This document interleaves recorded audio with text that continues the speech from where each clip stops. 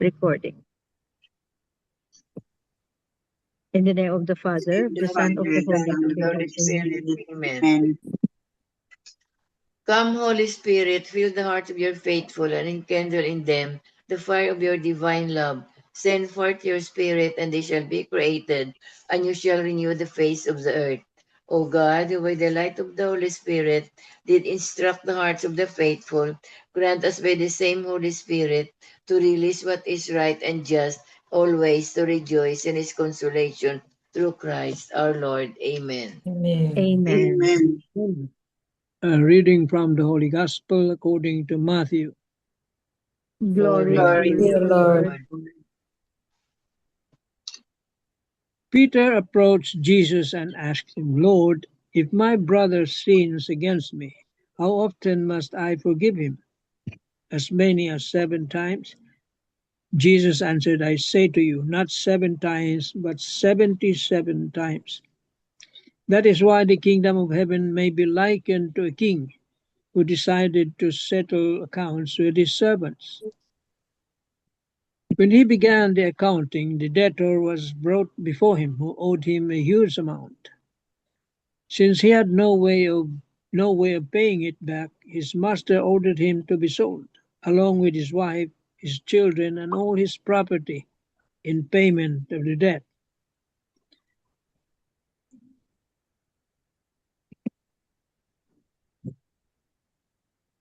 At that, the servant fell down, did him homage, and said, Be patient with me, and I will pay you back in full. Moved with compassion, the master of that servant let him go and forgave him the loan. When that servant had left, he found one of his fellow servants who owed him a much smaller amount. He seized him and started to choke him, demanding, Pay back what you owe. Falling to his knees, his fellow servant begged him, Be patient with me, and I will pay you back. But he refused. Instead, he had him put in prison until he paid back the debt. Now, when his fellow servants saw what had happened, they were deeply disturbed and went to the master and reported the whole affair. His master summoned him and said to him, You wicked servant, I forgave you your entire debt because you begged me to. Should you not have pity on your fellow servant, as I had pity on you?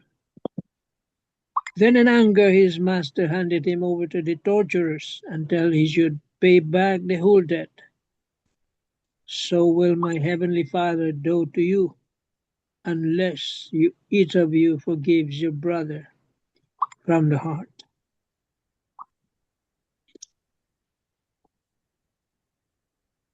The Gospel of the Lord. Praise Praise to to you, you, To O Lord. you, Lord O Lord Jesus Jesus Jesus Christ. Christ. Christ. The 3 pointers for today's gospel. Number 1, God's forgiveness is limitless and unconditional. As we look into our lives and realize how blessed we are to be able to experience the truth of the mercy of God, we also realize that in contrast, our forgiveness of others is conditional and even harbors hurts and hatred. Number 2, in today's gospel, Jesus urges us to forgive as he wants us to forgive sincerely and totally. Number 3, in forgiving others, we are also called to pray for their good and for God to shower his blessings on them. That's the Christ-like, long, forgiving love that he wants us to imbibe in our lives daily. Amen. Amen. Amen. Amen. Amen. Thank you very much, Tita Lim. Beautiful gospel all about forgiveness. Yun. Yeah, forgiveness.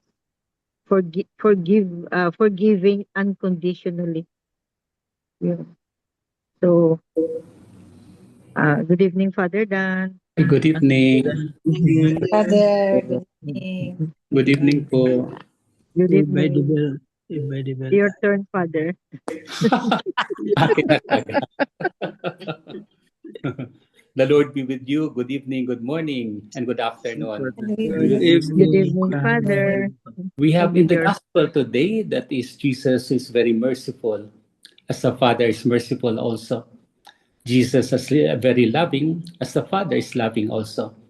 Jesus is compassionate, as the Father is compassionate. So today he gives us the lesson how to forgive. It's not only 7 times, but 77 times. Ibig sabihin, unlimited. Grabe, no? Unlimited forgiveness. Can we give it? It's hard, siguro. It's hard. challenging. Yeah, challenging. But it's the Lord who is commanding us. The Lord who is suggesting to us. But I guess it's not only a suggestion, but a command, really. To forgive not only 7 times, but 77 times.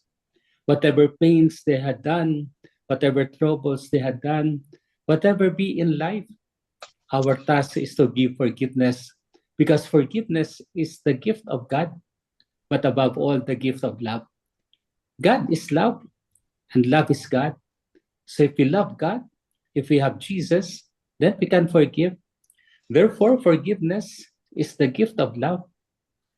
Perhaps in that love that we have for them, we will always remember that forgiveness is there. So much so that whatever happens in life, we can give forgiveness. The 2 servants in the gospel, the one he owed so much. He owed so much from the master, but the master has forgiven him. But when he met another servant who have less than amount that he has, he was not able to forgive. So the father, the master in return, had given him all his due, imprisoned him until he was able to finish the debt that he has. So forgiveness is alone from God. We cannot do other thing but to forgive others, to ask forgiveness from the Lord. So the willingness of the heart, it should be there. If the heart is not ready, if the heart asks for something more, so it's not forgiveness. But I believe forgiveness should be ours in whatever circumstances of life. So the willingness of heart should be there in order to forgive others.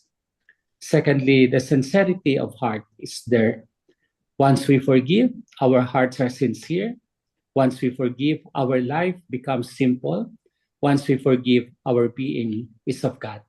So today we are asked to forgive, and the Lord is the source of our forgiveness. Amen. Amen. Anybody who would like to share still something on forgiveness?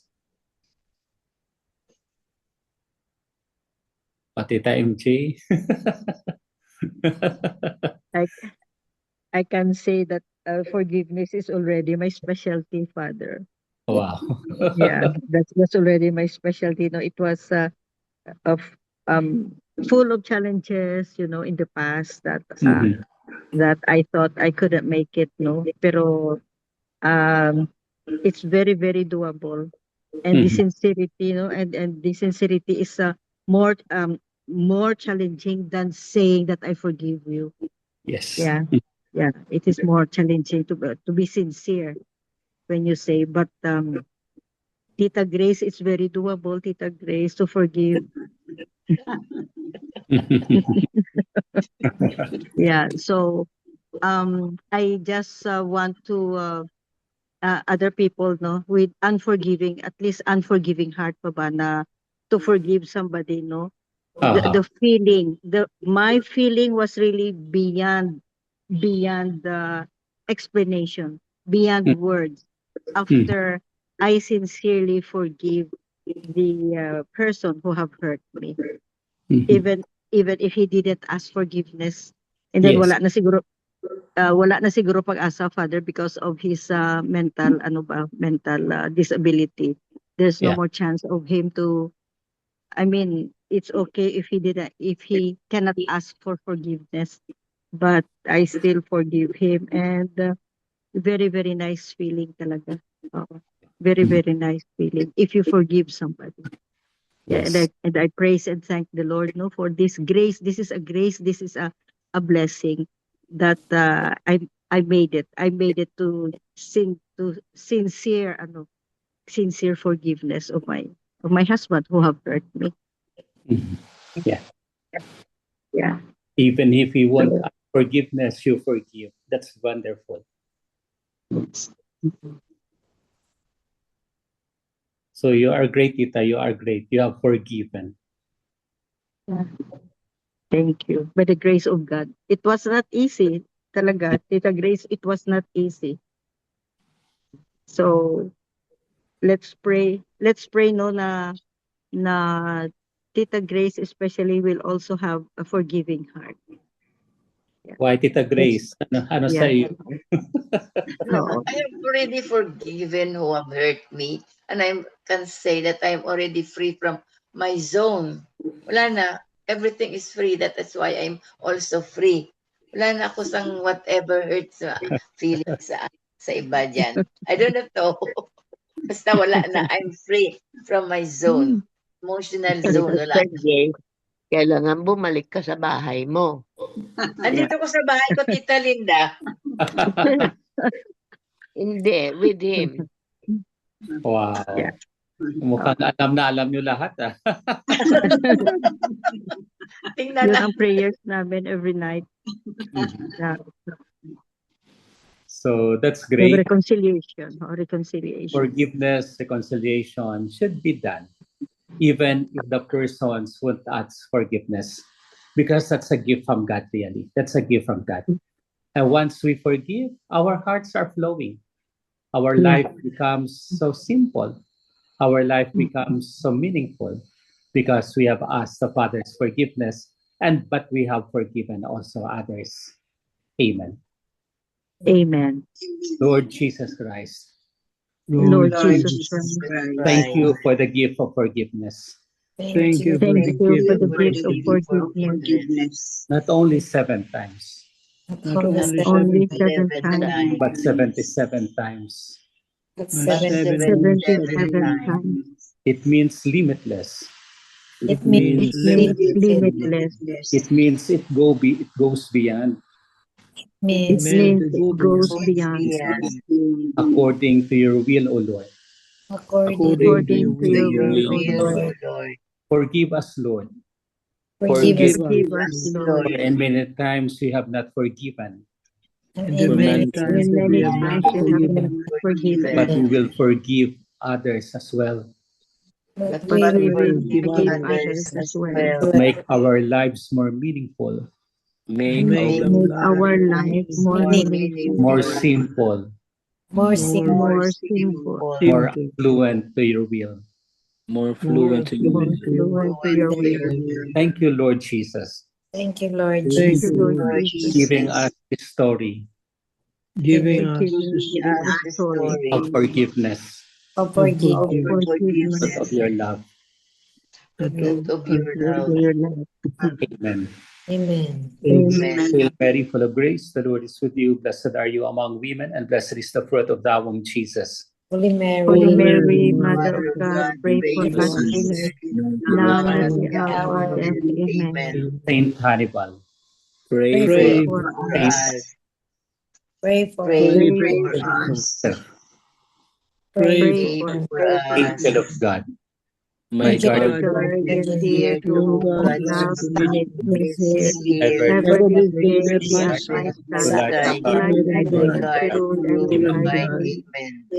and Lord, Holy Holy Apostles, Father, into your church, the Lord be with you. and with with you, your May Almighty spirit. God bless us, the Father and the The Father, Father, the the Son, Son, and Spirit. the Holy Spirit. Amen. Amen. Yes, thank you. Amen. Yeah, thank you, Father. Thank you very much. See you po. God And bless. Take Father, care. love you Take care, again. Father. Thank you very Take care. much. We love you, Father. Father, God bless you. Bye.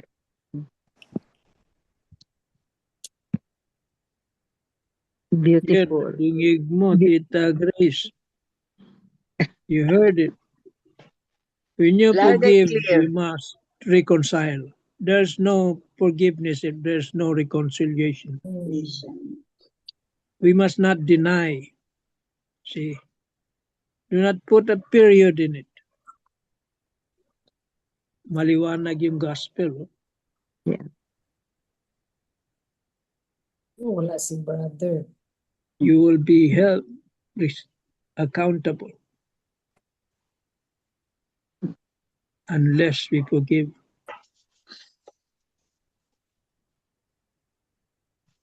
It's very doable, Tita Grace, talaga. No comment, nako.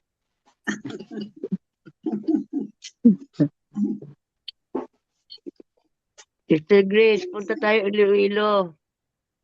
Pupunta talaga ako, Tita Linda, sa Iloilo. Oo.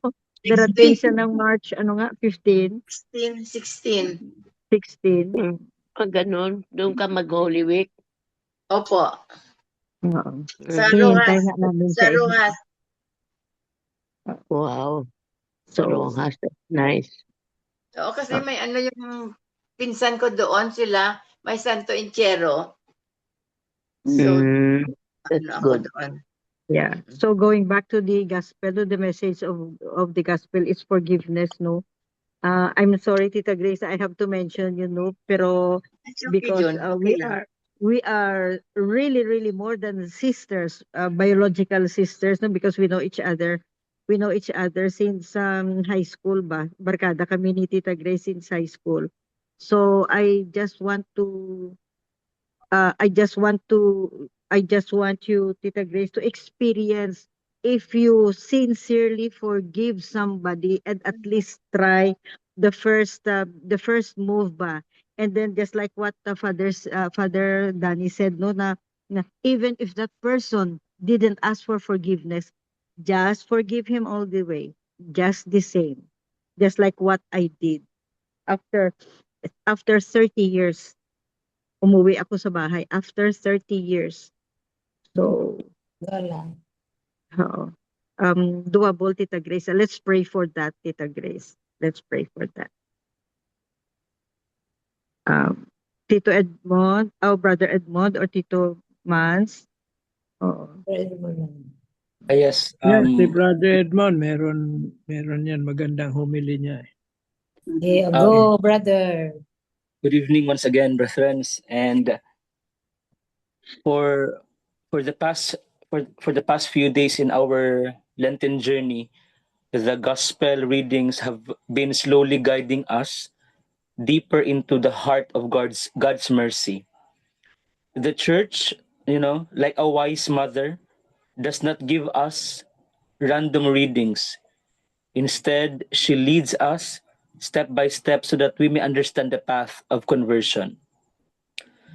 Just a few days ago, we heard the gospel about loving our enemies and praying for those who persecute us. Nga mao nay lisod sa mga isa sa mga lisod buhaton isip mga Kristiyanos.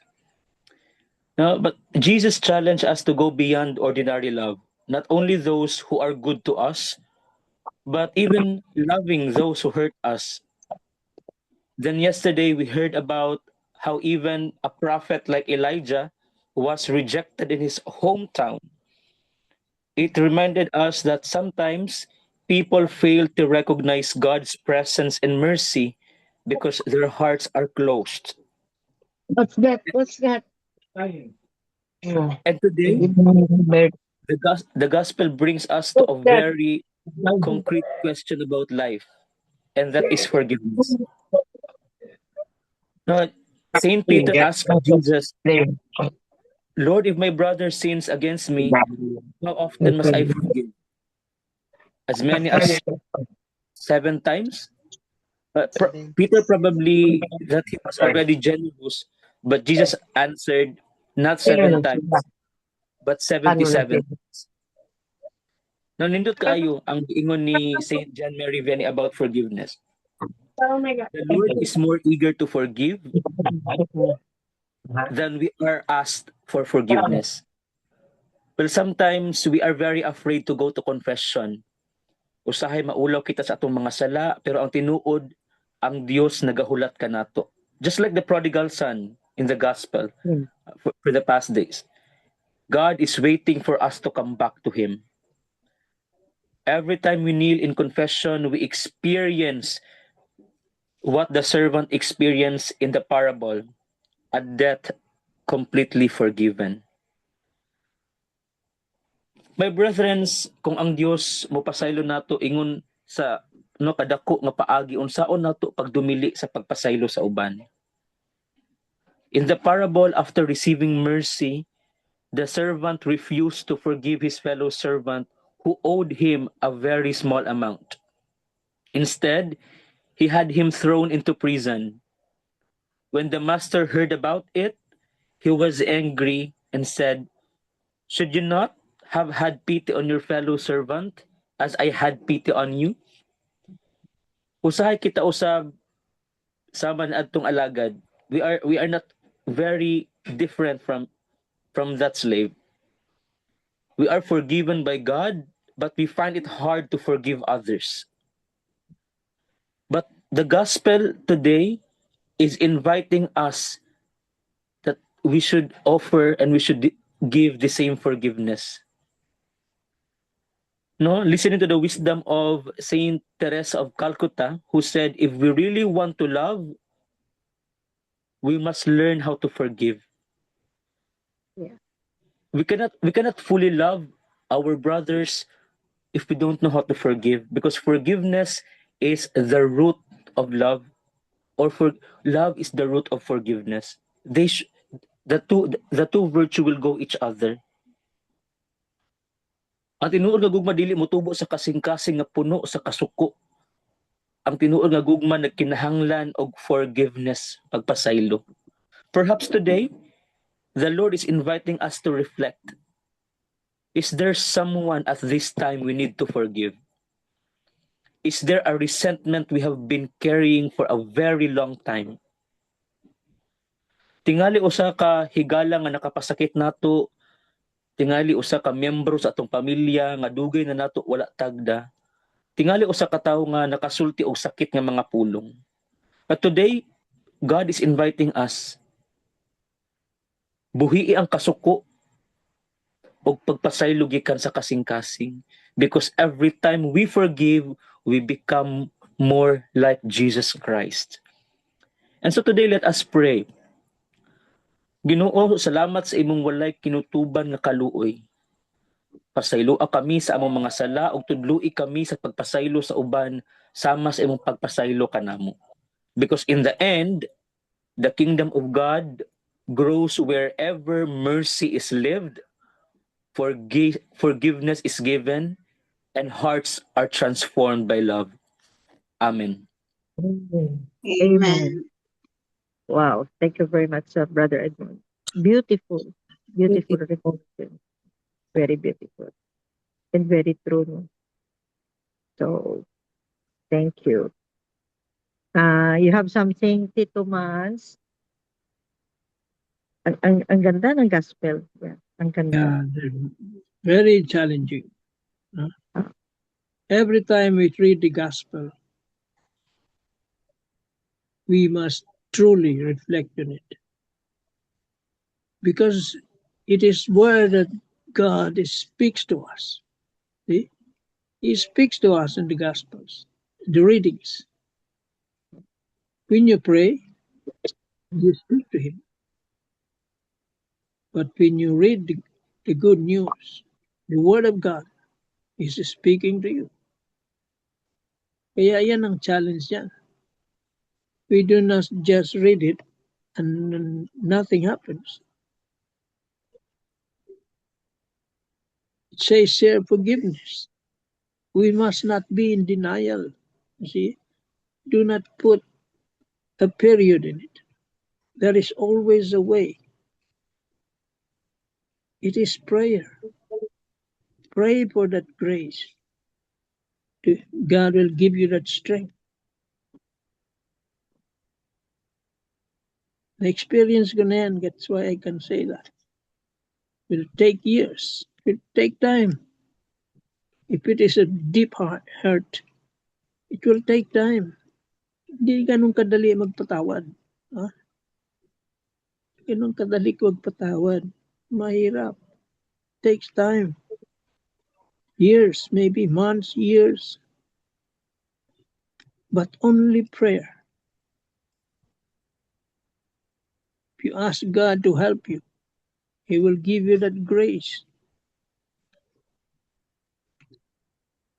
that you be able to forgive others. The person that hurt you.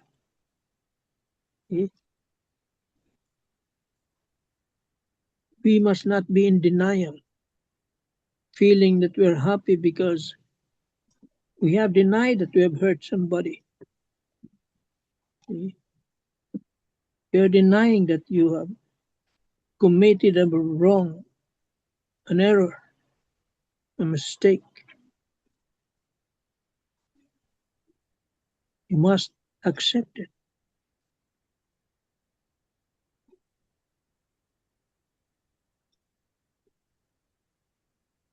But then it's never easy. With prayer, with your intention, you must have that desire, intention to forgive. And ask God for His grace, and He will help you. He will really help you. Miracles happen.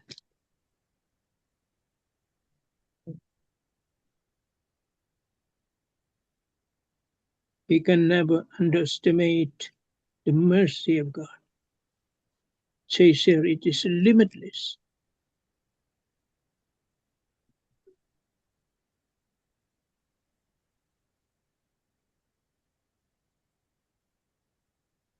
Amen tayo dyan. Amen. Thank you, Tito Man. From the heart. Yes, Yeah. from the heart. From the heart. Yeah, thank you. Sabit, you have something to share? Ano, it was, no, actually, that was way back 1991, I think. My husband, he was a good man when I married him, no, but it was 1985. But 1991, maybe it's because malaki na yung sahod niya, a very big company here in Cebu, na malaki talaga yung position, really changed his goodness into, I cannot say what's the word, but he emerged himself into gambling since 1991. So, yun lang, until now, but okay lang, but yung nag-resign siya ng trabaho way back 1999, being a supervisor in a soft drinks company here in Cebu, malaki yung sahod. So, I cannot understand why nag-learn to gambling. And parang addicted na talaga kasi to the extent kasi ako, alahera ako before, yung mga jewelers ko na kinikip ko for my children, for myself. At that time, yung gramo pa ng gold is 280 pesos, 1980. So ngayon, magkano na, ang mahal na. So, yun lang, because of that vices nahirapan siyang mag-let go. Pero sabi ko sa kanya, okay, pag mag-resign ka ng trabaho mo, mag-resign ka naman ng bisyo. Hindi naka-resign. That time lang ng pandemic, nawala lahat. Hindi na siya nagpunta ng casino, hindi na siya nagpunta during the time sa may mall kami dito na parang mga e-games, no? Spending his time, maybe that with no salary. The worst thing is mangutang. So I really paid much money, no, sa gambling niya. Pero yun lang, the good thing, because of my daily Eucharist, no, Mass, really strengthened me. So imagine my youngest at the time when he resigned from his job is 7 years old. And my eldest is second year high school.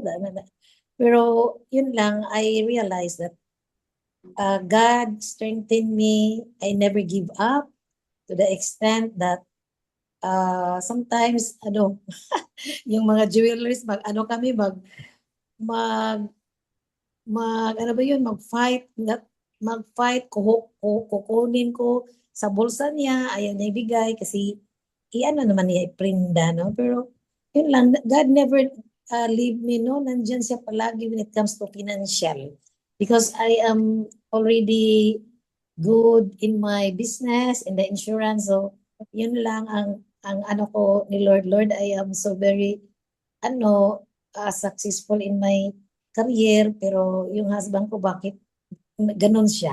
No, ano lang, pero yun lang, my eldest daughter at that time, she was still single, sabi niya sa akin, Nay, if my husband like tatay, I will give my husband. Sabi ko sa kaya, huwag kang magsabi ng ganyan, kasi pag may mga anak ka na, mahirap na.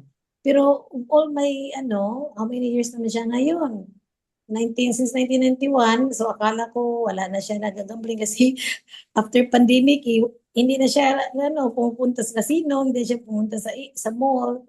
Yun pala, nag-online ngayon. Nag-online gambling pa rin, no? Yun lang. Still, nandyan sa kanya, I even give him a store para may income siya.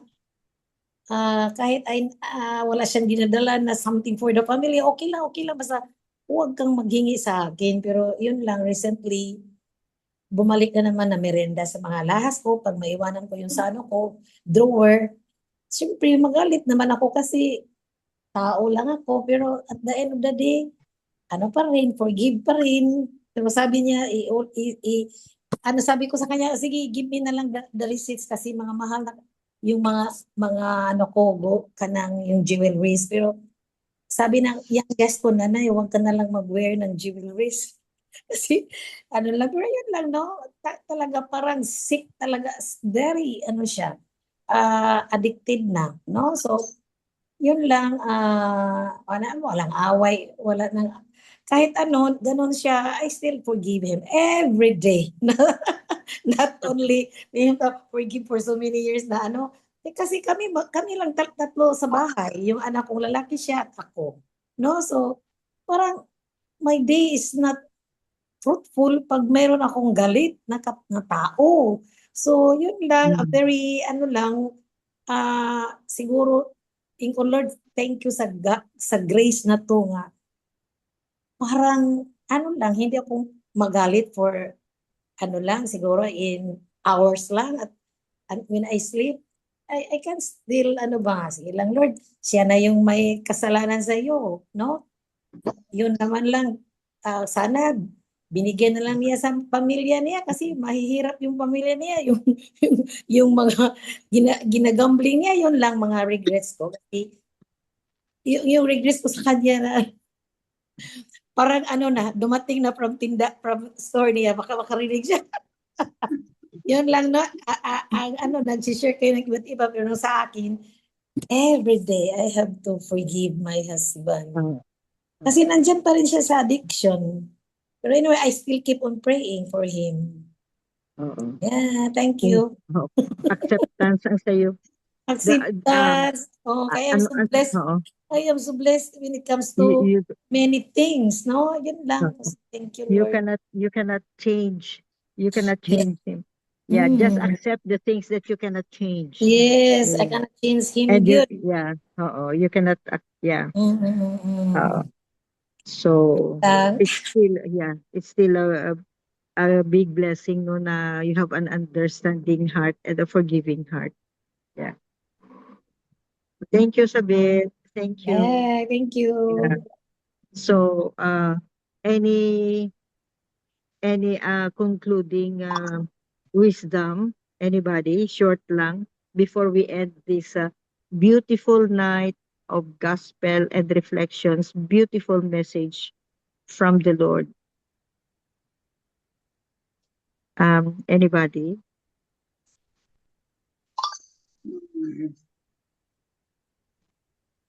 Well, it is always been said,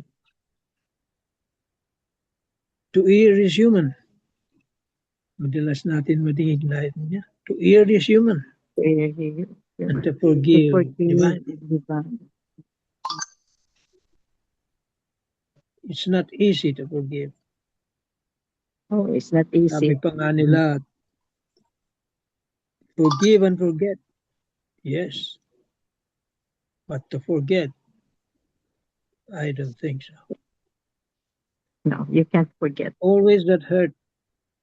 There is that scar already. You cannot remove that anymore. To forget there is not to be vengeful. See, yun ang ibig sabihin, forget. Huwag kang mag-revenge. Kalimutan mo yun. Pinatawad mo na eh.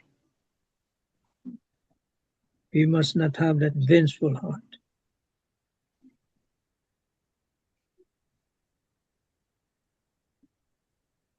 Amen. Amen. Amen. Thank you very much. So that ends our gospel reflections for tonight. And may we continue to pray for some change of heart for those people who haven't forgiven somebody who have hurt their feelings. We have to continue to pray for this grace of being forgiving. Amen. Amen. Amen. Miga Belen. Heavenly Father, as we enter another week of our Lenten journey, guide us to the path that leads to you. Fill our hearts with gratitude, patience, strength, and peace to become ourselves, honestly admitting our shortcomings and sins. Amen. Amen. And all together, please. Glory be to the Glory be to Father, the To Father, the Father, to to the the Son, Son, to to the the Holy Holy Spirit, Spirit, as as it it was was in the beginning, beginning, is is now, now, and and now ever and will ever be, shall be, world without Amen. end. Amen. Amen. In the name of the Father, Amen. the the Son, Father, and the the And the Son, and Holy the Holy Holy Spirit. Spirit. Spirit. Amen. Amen. Amen. Thank you all. Thank you, Thank you Father. very God, very much. much. Bye. And you Thank guys. you.